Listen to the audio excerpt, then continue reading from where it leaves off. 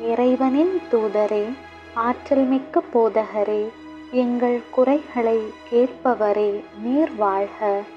அன்று பாலஸ்தீன நாட்டிலே எல்லா விதமான குறைகளை உடையோர் இயேசுவை நாடி சென்றனர்.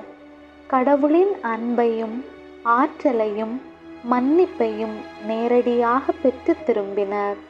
இன்று இறை மக்களாகிய நாங்களும் உம்மை தேடி வருகின்றோம்.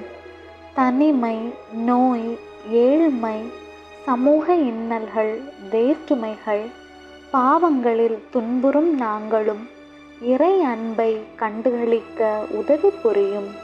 கடவுளால் ஆகாதது ஒன்றுமில்லை.